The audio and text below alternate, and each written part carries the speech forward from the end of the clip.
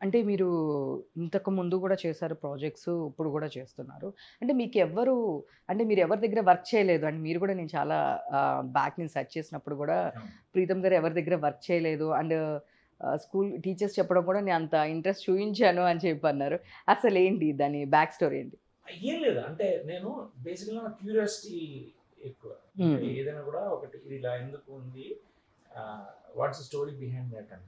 So, ఒక teacher చెప్తున్నప్పుడు ఏంటంటే వాళ్ళు కొంతే చెప్తారు.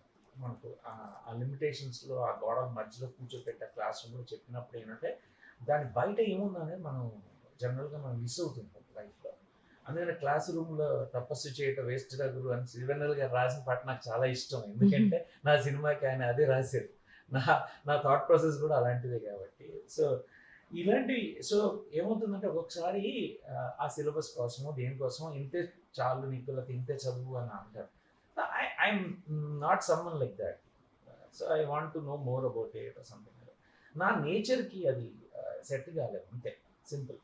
సో, అందుకనే ఈవెన్ మ్యూజిక్ కానీ, లేకపోతే ఏదైనా గానీ ఈవెన్ మై అకాడమిక్స్ ఆల్సో ఎక్కువగా I never like to sit in my school or class or college or whatever. So, music కూడా అంతే. సో, అలాగే నేను పెద్దగా ఎవరి దగ్గర నేర్చుకోలేదు. And I continue to do that.